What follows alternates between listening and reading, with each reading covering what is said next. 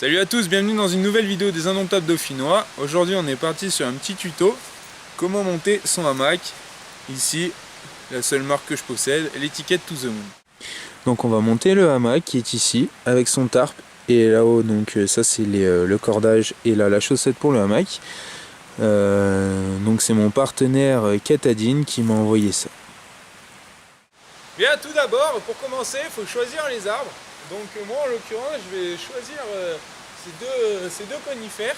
Donc pour savoir si c'est à peu près bon, il faut faire 4 à 5 pas. 5 pas pour moi je trouve que c'est mieux. Donc on se place. Voilà, on est à 5 pas. Donc c'est nickel, on va se prendre sur cela pour mettre notre hamac. Donc en général on va mettre les sangles, là où on entoure les sangles ce sera au niveau des yeux, au niveau de là où on regarde, de façon à ce que quand on soit dans le hamac au centre, on ne touche pas le sol. Donc ici c'est des sangles pour respecter l'arbre, plutôt que d'avoir, on peut avoir de la corde comme ça. Alors bon, ça abîme un peu l'arbre, c'est sûr, il y en a qui râleront, moi bon, c'est pas que je m'en fous, mais quand je pars d'un bivouac, je reviens pas tout le temps sur le même arbre, tout le temps exactement au même endroit, donc ça craint pas trop. Mais ici c'est des sangles pour respecter l'arbre, donc c'est encore mieux. Donc c'est parti, on va mettre nos deux sangles et après on mettra le hamac.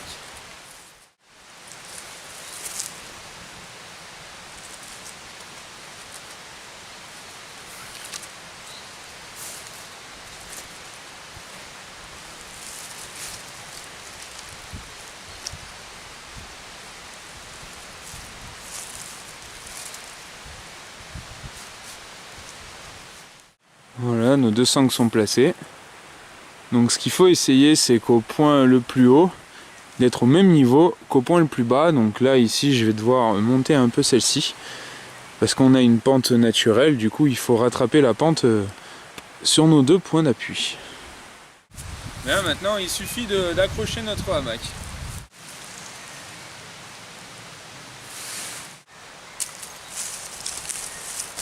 Bon, voilà, on se retrouve avec le hamac ici. Alors on peut faire une première vérification. Donc il faut que nos deux points suivent une ligne. Donc là on est plutôt pas mal. Là on se rend pas bien compte à la caméra, mais moi à l'œil je trouve qu'on est pas mal. Donc après il suffit de monter dedans et de regarder si nos deux points sont à peu près au même niveau à l'œil, quoi. Bien, maintenant on monte dedans, c'est maintenant qu'on voit si on passe à travers. Bon, normalement il n'y a pas de risque.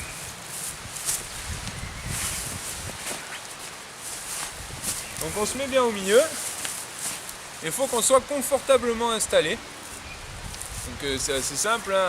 Vous le testez, vous vous tournez, vous vous mettez en position brésilienne parce que c'est mieux pour soutenir le dos. Je vous montrerai tout à l'heure en détail comment on se place. Et donc il faut regarder si les points sont à peu près au même niveau. Et là je dirais qu'a priori oui. Donc là on est dans un hamac double.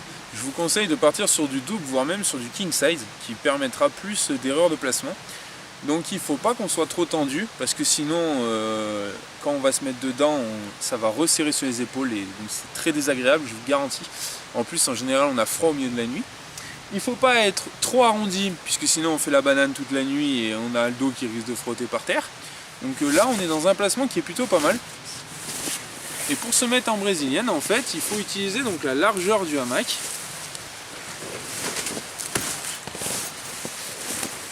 Donc comme vous voyez là, je me mets de travers. Voilà. Et en fait, en se mettant comme ça, on a le dos qui est assez droit. On peut voir la déformation du hamac là à la caméra. Donc si je me mettais dans le sens du hamac, je serais comme ça. Et là on voit bien que je fais la banane, comme je dis tout à l'heure. Donc c'est pas la bonne position. Il faut s'en servir. Voilà. Bien, tout dépend les nuits qu'on va passer. Il va falloir privilégier la mise en place d'une bâche, d'un tarp. Donc là, il va faire dégager a priori pour la nuit, mais on ne sait jamais si la pluie arrive. Donc déjà pour se protéger de la pluie, et dans un deuxième temps pour se protéger de toutes les branches mortes là, qui risquent de nous tomber sur la tronche au milieu de la nuit. La bâche nous protégera de ça, ou le tarp. En l'occurrence ici, ce sera le tarp Ticket to the Moon, qui est une option avec les hamacs. Bien, donc pour mettre le tarp, on va se mettre en gros au niveau des points d'ancrage là et là. Et dans le cas où là, nous, on est pas mal haut pour permettre de ne pas toucher le sol parce qu'on a une pente naturelle, je le rappelle, on va pouvoir se mettre un peu plus bas, genre là, pour que la bâche nous recouvre bien et assez bas pour nous protéger. Voilà, donc le tarp est livré dans le même genre d'étui qu'ils font maintenant Ticket to the Moon, un peu en banane, en forme de hamac. Donc tout simple. Bon, après la galère c'est de réussir à refaire pareil, parce que là il est tout neuf. Et donc on va mettre ça au-dessus de notre hamac.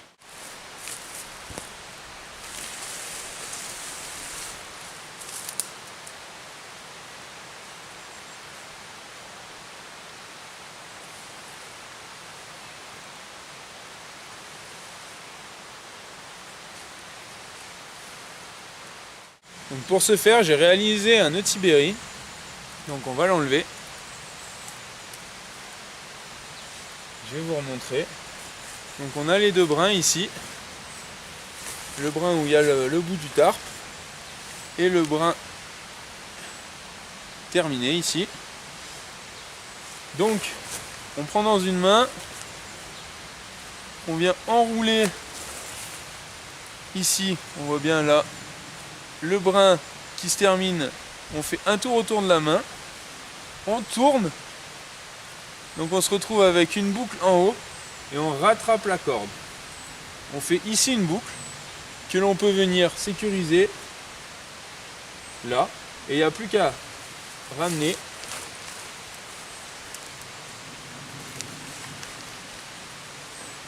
pour tendre. Donc on va essayer de refaire le nœud Tiberi ensemble. Donc vous prenez là où il y a le bout du tarp ici. Et là, il n'y a plus rien au bout. On enroule. Donc ça crée une boucle. Cette boucle on l'enroule autour du dormant. On rattrape le courant.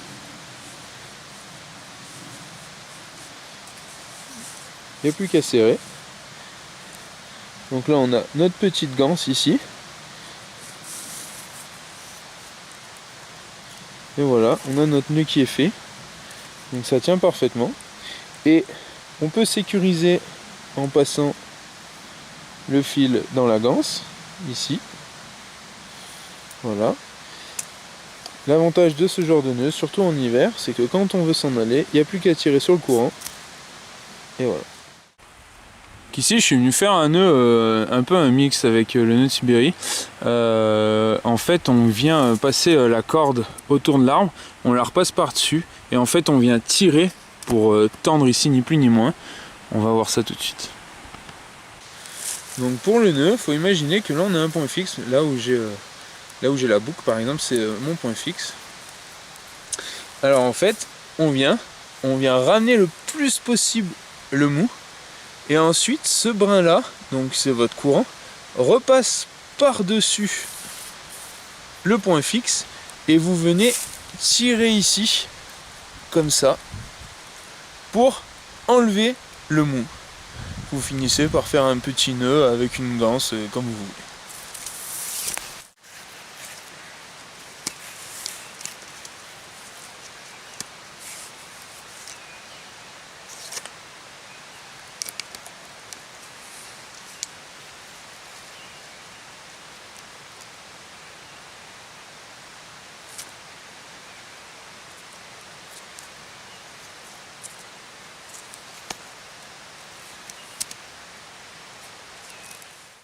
Bien, le montage est presque terminé, donc là comme on peut le voir, le tarp est bien tendu.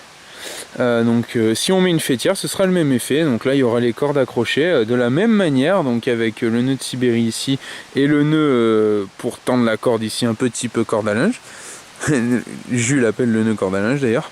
Et nous il nous reste à donc accrocher les deux points qui sont ici. Donc la pente de ce côté et la pente de l'autre, de façon à se protéger en cas d'intempérie. Bon, maintenant il ne nous reste plus qu'à mettre les sardines qui sont livrées avec le tarp, ou alors des sardines en bois si on n'a pas envie de les emmener. Bon, elles sont extra légères. Comme ça on va finir d'être couvert. Donc là on voit bien qu'on va être protégé. Le hamac est dessous. Il n'y a plus qu'à mettre ça en place.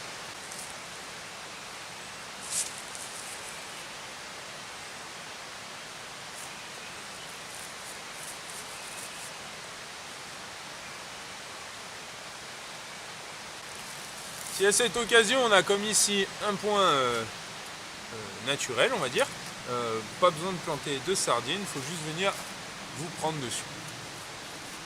Bien, donc là le tarp est tendu, on peut voir, ça fait vraiment tchouka. En tout cas, on ne nous voit pas. On est vraiment bien couvert, parce qu'en fait cette forme un peu diamant là permet de venir couvrir jusqu'au bout. Donc il n'y aura plus qu'à s'installer ici pour dormir pour la nuit. Voilà, il commence à s'assombrir, on arrive en fin de journée, donc le tarp est monté, le hamac est monté. Donc notre camp est terminé, il ne manquerait plus qu'à faire un petit feu ou alors à prendre notre réchaud. Mais là on serait parti pour une nuit avec notre sac de couchage bien entendu.